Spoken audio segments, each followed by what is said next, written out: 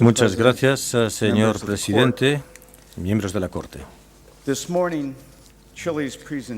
Esta mañana la ponencia de Chile tratará de la evidencia de la práctica aplicación de la frontera marítima multipropósito entre Chile y Perú. Y mi labor comenzará con una discusión breve acerca de la Resolución Suprema de Perú de 1955 y también les comentaré brevemente los mapas que han sido presentados como evidencia en este caso.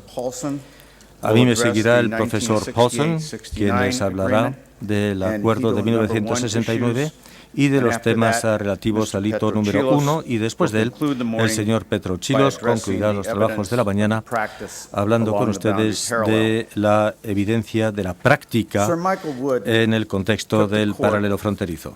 El señor Sir Michael Wood describió a la Corte el martes por la mañana la cuestión de la Resolución Suprema de Perú en 1955 y pareció destacar que esta resolución está en el peldaño bajo de la jerarquía de las normas legales que tratan de este tema técnico. Sin embargo, la resolución suprema es la norma de más alto nivel del Poder Ejecutivo y el hecho de que trate con un tema técnico no significa que esta resolución no tenga importancia para este caso técnico.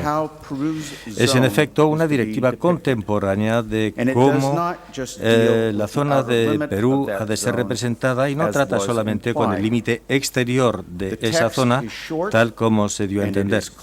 Su texto es breve y es claro. Y en el punto de vista de Chile, demuestra claramente el reconocimiento desde hace tiempo por parte de Chile de la frontera marítima entre Chile y Perú, una frontera multipropósito y que en efecto sigue una latitud de paralelo. Hoy, como han oído, Perú deniega la aplicabilidad de la Resolución Suprema de 1955 delimitando la frontera marítima entre Chile y Perú. Con la venia de la Corte, yo quisiera tratar con ustedes el mismo texto que examinó Sir Michael. El texto lo tienen en este momento en sus pantallas, tanto en español como en inglés y en francés. Y también quiero referirles a la pestaña número 47 de sus legajos. Y quizás en este respecto la Corte pueda tomar nota de los puntos siguientes. Primero, me refiero al título. La referencia aquí es a la zona de 200 millas de Perú. No hay aquí el menor indicio, o caveat, o nota a pie de página, y un asterisco que nos indique que la Resolución Suprema del Perú trata de algunas, pero no todas la superficie de la zona de Perú, o que la resolución trate de algunos, pero no todos sus límites. Segundo, me refiero a la fecha. Como la Corte sabe, el acuerdo de 1954 relacionado a la zona de frontera marítima especial, que se refiere al paralelo que constituye la frontera marítima, fue firmado el 4 de diciembre de 1954. La Resolución Suprema fue promulgada luego el 12 de enero de 1955, apenas un mes después. En tercer lugar, el propósito. Como se indica en el acápite, el objetivo es especificar la manera en que ha de ser representada la zona de Perú. Y hay una correlación directa entre esta resolución, el Decreto Supremo de 1947 y la Declaración de Santiago. No hay aquí la menor indicación de que la Resolución Suprema no tenga por intención el aplicarse a la totalidad de la zona de Perú. Cuarto, el párrafo 1. Este párrafo trata del límite exterior de la zona de Perú. Perú nos dice que este párrafo se refiere al método de arcos de círculo y que por ello dispone que el límite exterior sea representado de manera acorde. Chilú contesta esta interpretación y hablaré más de esto en mi ponencia esta tarde, pero el aspecto principal aquí es que la Corte no necesita dirimir este diferendo. La cuestión de cuándo Perú empezó a utilizar el método de arcos de círculo para determinar el límite de su zona es algo que carece de pertinencia en este caso. La razón por la que estamos aquí, señores, es el límite lateral entre Chile y Perú, y esa cuestión se trata en el párrafo 2 de la resolución. Ese párrafo 2 dispone que dicha línea, es decir, la línea del límite exterior, no podrá extenderse más allá del paralelo, donde la frontera de Perú llega al mar, y se refiere al artículo 4 de la Declaración de Santiago en ese respecto. Esto es algo que ya parece suficientemente claro. Independientemente de la técnica que se utilice para determinar ese límite exterior, independientemente de la distancia entre la costa y ese límite exterior no puede ir más allá del paralelo fronterizo. Pues bien, Sir Michael Wood nos dice que no hay ningún dispositivo en esta resolución y ningún elemento en este párrafo de la resolución que exija, y le cito, que las líneas tuvieran que indicarse a lo largo de los paralelos. Fin de cita. Literalmente podemos decir que es verdad que estas palabras no aparecen en el párrafo 2. Sin embargo, la resolución requiere que cualquier representación del límite exterior cese en el punto del paralelo donde la frontera de Perú llega al mar. Y el objetivo preclaro de esa referencia es identificar los aspectos norte, lados norte y sur de la zona del Perú.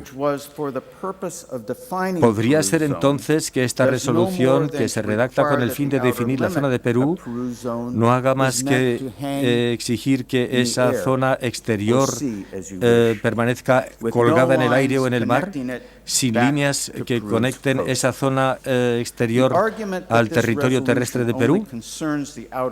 Ese argumento, según el cual esta resolución trata solamente del límite exterior, es un argumento nuevo y poco convincente. Resulta inconcebible, en efecto, que un Estado describa su zona de 200 millas de tal manera.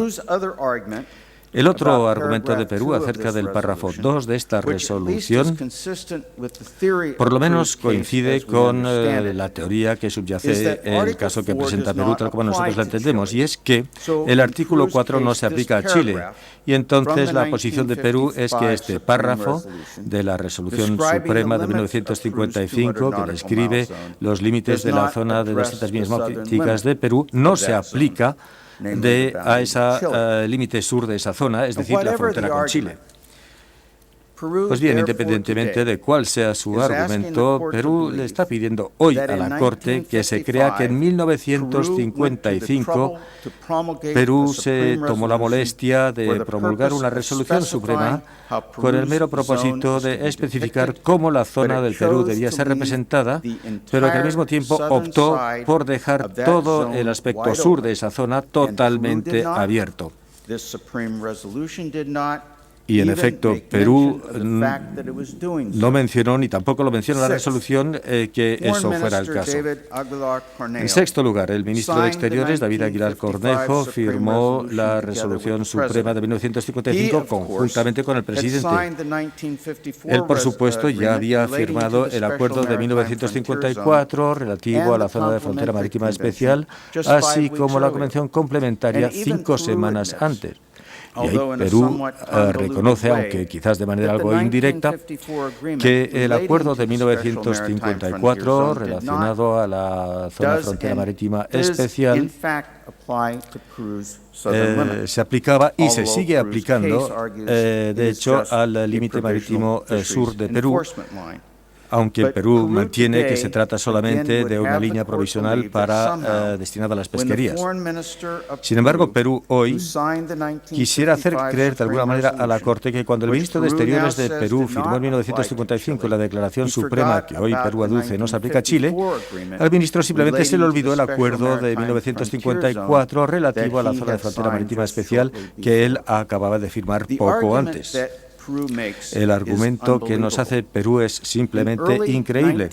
En 1955, Cuando Chile, Ecuador y Perú se encontraban bajo una fuerte presión diplomática y política, la hostilidad, esta es la palabra que utiliza el profesor Lowe, la hostilidad por parte de los Estados Unidos y las otras grandes potencias marítimas en respecto a este reclamo, en ese momento Perú adopta orgullosamente la resolución suprema con miras a determinar cómo esta zona ha de ser representada. Y Perú hace esto en términos muy claros y no hay nada ya que indique que los límites de esta zona quedan incompletos. Además, a los pocos meses de la resolución de 1955, en el mes de mayo de 55, el Congreso de Perú aprobó la Declaración de Santiago, la Convención Complementaria y el Acuerdo de 1954 relativo a la zona de frontera marítima especial. Y en ningún momento existe una referencia a efectos de que el Perú estaba dejando sin definir el límite sur de esta zona. También podemos notar que el Ministerio de Exteriores de Perú publicó esta resolución suprema en un compendio jurídico sobre el mar en 1971 y también pidió que se publicara en la serie legislativa de Naciones Unidas, cosa que fue hecha, y en ninguno de los dos casos había mención de que los límites de 200 millas náuticas que Perú describía estaban incompletos. Así que todo el objeto de esta resolución quedaría sin cumplir si en efecto esta debiera aplicarse tal como pretende hacerlo los abogados de Perú hoy. Sin embargo, no es necesario basarse en lo que nos dicen los abogados, puesto que tenemos también a un destacado testigo contemporáneo que es el doctor García Sayán. Han oído mencionar su nombre ya varias veces esta semana y recordarán ustedes que él fue ministro de Exteriores de Perú en 1947 y como nos lo ha mencionado el profesor Crawford, él fue el destinatario de la nota diplomática de Chile notificándole a Perú de la proclamación de 1947 de Chile y él firmó conjuntamente con el presidente Bustamante y Rivero el decreto supremo del 1 de agosto de 1947 declarando la zona náutica de 200 millas del Perú. El doctor García Sayán era el más alto especialista ley del mar del Perú en aquel entonces y como Perú nos lo ha explicado al inicio de este procedimiento, incluso fue él uno de los padres fundadores de esta zona de 200 millas. Él también fue miembro de la delegación de Perú ante la primera y segunda Conferencia de Naciones Unidas sobre la ley del mar y también fue secretario general de la Comisión Permanente del Pacífico Sur. En marzo de 1955, poco después de la resolución suprema y su promulgación, el doctor García Sayán publicó una breve monografía. El título de la misma, en su traducción al inglés, es Notes on the Maritime Sovereignty of Peru, Notas sobre la soberanía marítima de Perú, defensa de las 200 millas. Esta monografía es de unos 50 páginas de longitud y tenemos aquí una porción del texto español en el anexo 266 del Contramemorial de Chile, con algunos párrafos destacados traducidos al inglés. El doctor García Sayán publicó esta monografía para defender y justificar la zona de 200 millas de Perú ante la comunidad internacional. Se trata de una ejemplar presentación de la posición de Perú. Dentro del marco de una discusión más amplia, el doctor García Sayán se refiere luego a la Resolución Suprema de 1955, resolución que había sido promulgada tan solo unos meses antes de la publicación de su monografía. El párrafo completo en que se hace esta referencia lo tienen en este momento en la pantalla y el párrafo clave está destacado en inglés, traducido. Lo tienen en la pestaña 48 de sus expedientes. La Corte podrá ver que el doctor García Sayán se refiere de manera muy precisa a los paralelos, en plural, paralelos que delimitan la zona marítima del Perú al norte y al sur. Y aquí no se trata de un error mecanográfico, ni mucho menos. Si Perú contemplaba el límite sur de su zona con Chile como una cuestión que quedaba aún por resolver, el doctor García Sayán lo hubiera sabido y lo hubiera indicado, lo hubiera mencionado. Él entendía que la zona del Perú era lo que incluía y lo que no incluía. Él sabía que estaba limitada al norte y al sur por paralelos de latitud y es así que lo dijo. Y podemos decir con plena confianza que si fuera la posición del Perú en 1955 que el artículo 4 no se aplicaba a Chile, él lo hubiera dicho y lo hubiera expresado muy claramente entonces cuál era la posición del Perú. Sin embargo, no lo hizo. Él se refirió a los dos paralelos. Esto no es todo lo que encontramos en esta monografía de 1955. La monografía empieza, en efecto, con un mapa que tienen ante ustedes en la pantalla. Y una copia de este mapa se encuentra en la figura 4 del Contramemorial de Chile y también en la pestaña 49 de su documentación. No cabe duda de que en este mapa la zona de Perú está delimitada al norte y al sur por paralelos de latitud y que el límite exterior está determinado por la técnica del trazado paralelo. Esto es lo que el ministro de Exteriores del Perú firmó y que firmó el decreto de 1947 y, como bien se lo dijo el profesor Treves el lunes, fue él que defendió la zona del Perú en Ginebra en 1958 y esto es lo que él pensaba de la zona del Perú. Esto es lo que él escribió al principio de su monografía que publicó con fines de defender la zona de Perú ante la comunidad internacional. 2 años después, en 1957, Perú publicó otro decreto, el Decreto Supremo 570. De nuevo tienen ustedes aquí el texto en la pantalla con el párrafo clave destacado en inglés y es la pestaña 50 en su documentación. Este decreto exigía que los mapas que se publicaran en Perú indicando sus fronteras fueran aprobados por el ministro de Asuntos Exteriores para asegurarse de la representación correcta de las fronteras del país. Esto es una ley bastante excepcional. De por sí ya es una prueba de la importancia que Perú da al asegurar la claridad de sus límites nacionales. Si Perú creyera que no había frontera marítima con Chile, hubiera sido el deber del Ministerio de Exteriores de Perú el asegurarse que no se representaba entonces una frontera Chile-Perú en cualquier mapa que ese ministerio aprobara. Sin embargo, Chile nos ha producido en la documentación presentada mapas aprobados por el Ministerio de Exteriores en función de este decreto, donde se indican la manera en que las fronteras marítimas de Chile y Perú y Ecuador y Perú están representadas. Además, se indican aquí los paralelos de latitud. Y Perú luego ha tratado de refutar el efecto de este decreto 570, refiriéndose a una resolución ministerial ulterior de 1961, y el señor Bundy nos repitió este argumento también el día martes pasado.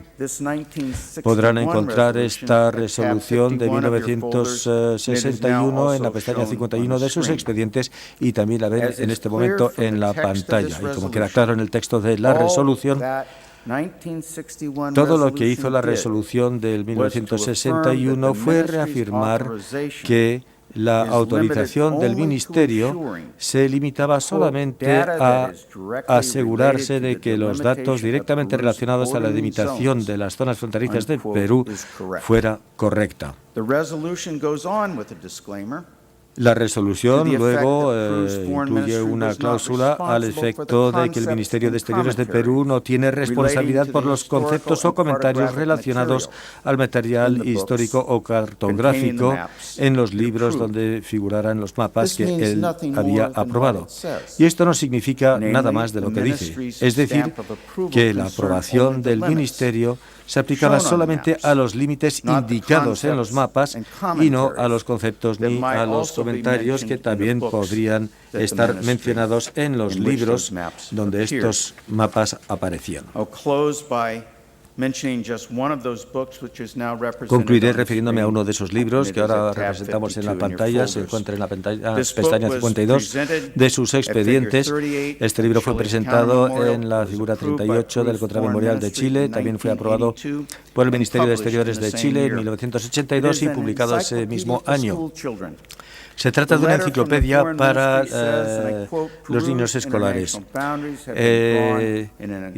Y aquí la carta del Ministerio dice, y cito, las fronteras internacionales de Perú han sido dibujadas aquí de manera aceptable, fin de cita. Y el mapa en la página 20 de la enciclopedia nos muestra las fronteras marítimas internacionales de Perú, Ecuador y Chile, e incluso se refiere a la frontera sur con Chile. El mapa incluso hace referencia al paralelo del hito número 1. Así que lo que es importante es que los mapas publicados en Perú, en efecto, por partes privadas, nos muestran entonces la aprobación del Ministerio de Exteriores de Perú y, en efecto, que fueron aprobados.